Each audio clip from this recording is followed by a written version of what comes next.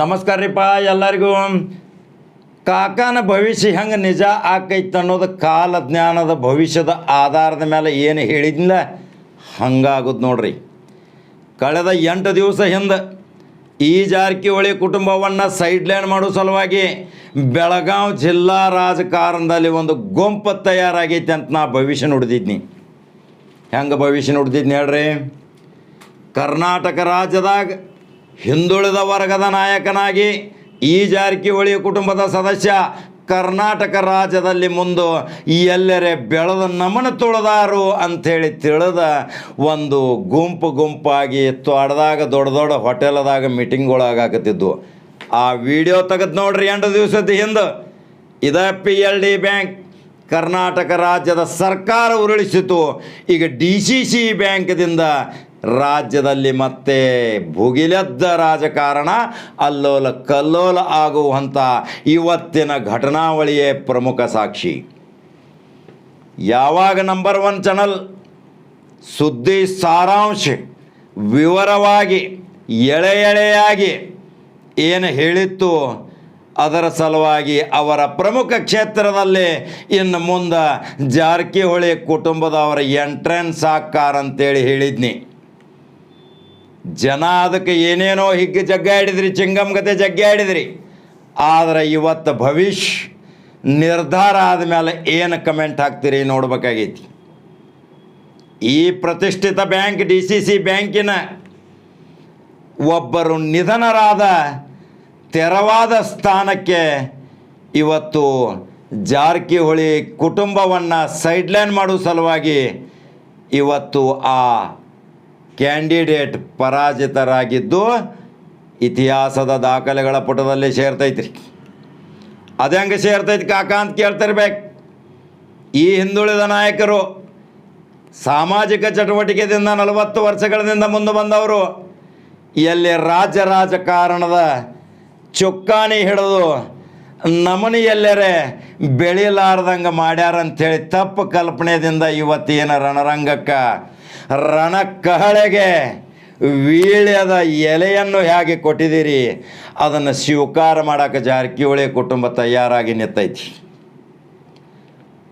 ಇವತ್ತಿನ ಸನ್ನಿವೇಶ, ಇವತ್ತಿನ ಘಟನಾವಳಿಗಳು ನೋಡಿದ್ರೆ ಬೆಳಗಾವಿ ಜಿಲ್ಲೆಯ ಪ್ರಮುಖ ಪಂಚಮಶಾಲಿ ಲಿಂಗಾಯತದ ದುರಿನ ಇವತ್ತು ಜಾರಕಿಹೊಳಿಯವರ ಜೊತೆ ಸಾಥ್ ಕೊಟ್ಟಿದ್ದು ಸಹಿತ ಇತಿಹಾಸ.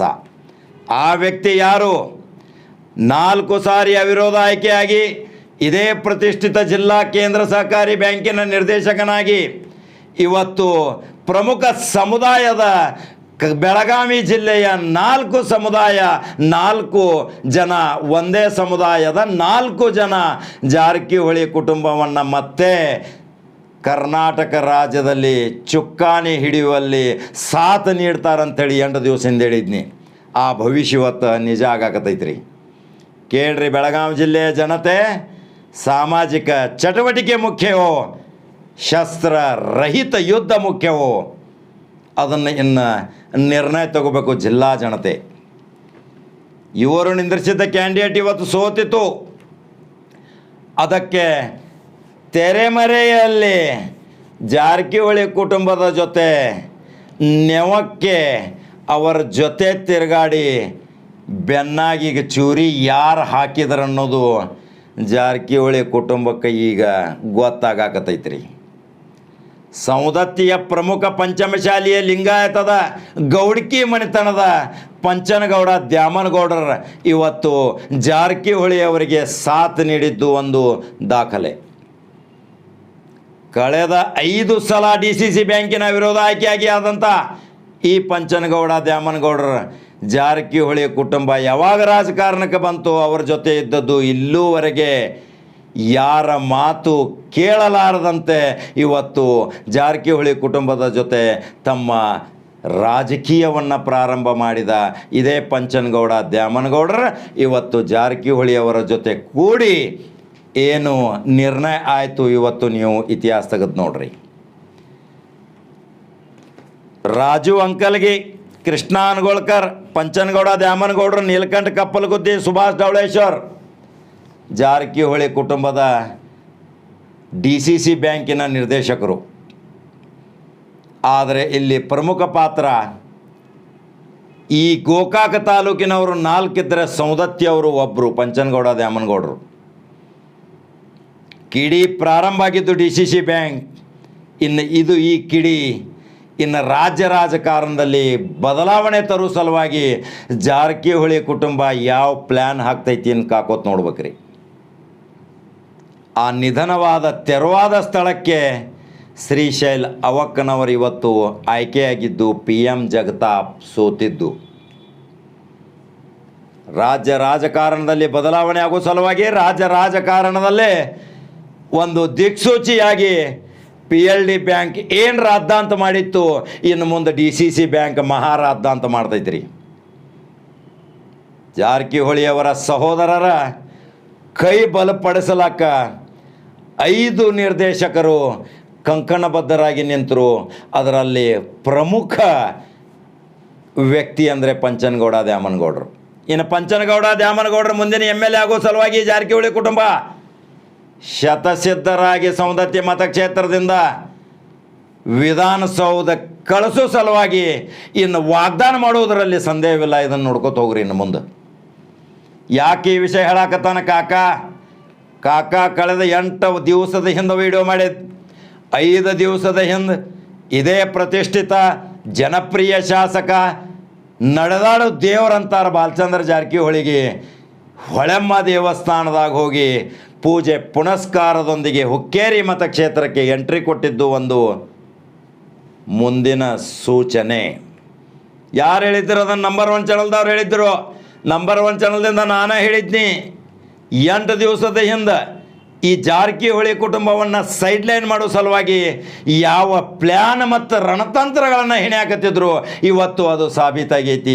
ಇನ್ನು ಜಾರಕಿಹೊಳಿ ಕುಟುಂಬ ಇನ್ನು ಬೆಳಗಾವಿ ಜಿಲ್ಲಾ 18 ಕ್ಷೇತ್ರದಾಗ ಸಂಚಲನ ಮೂಡಿಸುವಂಥ ಶಕ್ತಿ, ಯುಕ್ತಿ, ಭಕ್ತಿ 3 ಅವರಲ್ಲಿ ಐತಿ.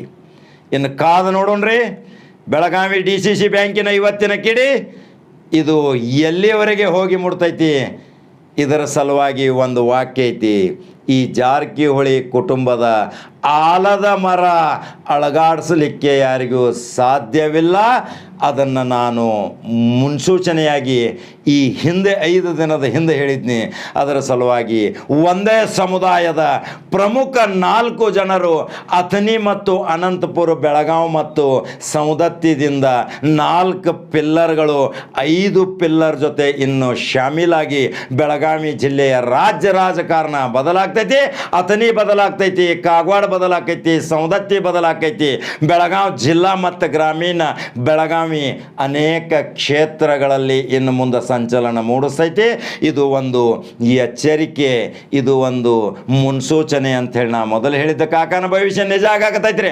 ಹಾಗಾದ್ರೆ ಕಾಕನ ಭವಿಷ್ಯ ನಿಜ ಆಗೋ ಸಲುವಾಗಿ ತಪ್ಪದ ನೋಡ್ರಿ. ನಂಬರ್ 1 ಚಾನಲ್ ಸಾಮಾಜಿಕ ಚಟುವಟಿಕೆ ಮುಖಾಂತರ ಬಂದಂಥ ಕುಟುಂಬ ಕಳೆದ 1.5 ವರ್ಷದಿಂದ ಮಂತ್ರಿ ವಂಚಿತ ಯಾರು ಮಾಡಿದಾರೆ ಅನ್ನೋದು ಇನ್ನು ಸಾಬೀತಾಗತೈತಿ. ಇದರಲ್ಲಿ ಅಲ್ಲಿ ಇಲ್ಲಿ ರಾಜಕಾರಣ ಅಂತೇಳಿ ತಿಳಿದಿದ್ರು ಜಾರಕಿಹೊಳಿ ಕುಟುಂಬ. ಇಲ್ಲಿಯವರೇ ಈ ಷಡ್ಯಂತ್ರ ರಚನೆ ಮಾಡಿ, ವ್ಯೂಹಗಳನ್ನು ರಚನೆ ಮಾಡಿ ಯಾರನ್ನು ಎಲ್ಲಿ ಬಿಟ್ಟರು, ಎಲ್ಲಿ ಮೀಟಿಂಗ್ ಮಾಡಿದರು, ಯಾವ ತೋಟಗಳಲ್ಲಿ ಮೀಟಿಂಗ್ ಮಾಡಿದರು, ಇನ್ನು ಮುಂದೆ ಕಾಲವೇ ನಿರ್ಣಯ ಕೊಡ್ತೈತಿ. ಆದರೆ ಈ ಜಾರಕಿಹೊಳಿ ಕುಟುಂಬಕ್ಕೆ ಇದೊಂದು ಮುನ್ಸೂಚನೆ. ಇನ್ನು ಯಾವುದೇ ಕೆಲಸ ಮಾಡಬೇಕಾದ್ರೆ 18 ಕ್ಷೇತ್ರದಾಗಿನ್ನ ಲಕ್ಷಾಂತರ ಅಭಿಮಾನಿಗಳು ಏನು ತಿರುಮುರು ಮಾಡ್ತಾರ, ಜಾರಕಿಹೊಳಿ ಸಹೋದರರ ಸಂದೇಶಕ್ಕಾಗಿ ಕಾಕುತ್ಕೋತಾರ. ಹಾಗಾದ್ರೆ ನಂಬರ್ 1 ಲೈಕ್ ಮಾಡ್ರಿ, ಶೇರ್ ಮಾಡ್ರಿ, ಪ್ರೀತಿಯಿಂದ ಇದನ್ನು ಸ್ವೀಕರಿಸಿರಿ. ಈ ಸುದ್ದಿ ಎಲ್ಲರಿಗೂ ಗೊತ್ತಾಗುವಂಗೆ ಪ್ರಸಾರ ಮಾಡ್ರಿ. ಜಿಲ್ಲಾ ರಾಜಕಾರಣ 2023ಕ್ಕೆ ಒಂದು ಗಂಟೆ ಹೊಡೆದಂಗಿನ್ನ ಗ್ರೀನ್ ಸಿಗ್ನಲ್ ಜಾರಕಿಹೊಳಿ ಕುಟುಂಬ ಆಯ್ಕೆ ಮಾಡ್ತೈತಿ.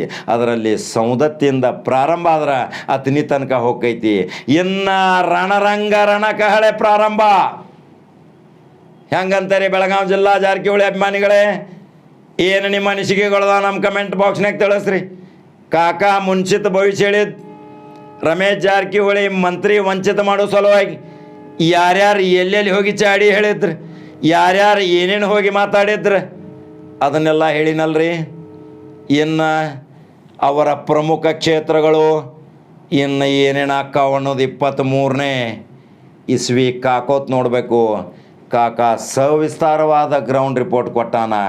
ಅದರ ಸಲುವಾಗಿ ಕಾಕಾನ ಭವಿಷ್ಯ ನಿಜ ಅನ್ನೋದು ಒಪ್ಕೊಡ್ರಿ. ಲೈಕ್ ಮಾಡಿರಿ, ಶೇರ್ ಮಾಡಿರಿ, ನಿಮ್ಮ ಅನಿಸಿಕೆ ನನ್ನ ಕಮೆಂಟ್ ಬಾಕ್ಸ್ನಾಗ ತಿಳಿಸ್ರಿ. ಮತ್ತೆ ಬೇರೆ ಸುದ್ದಿ ಹೋಗಿ ಬರ್ತಾನೆ ರೀಪ್ಪ. ನಮಸ್ಕಾರ.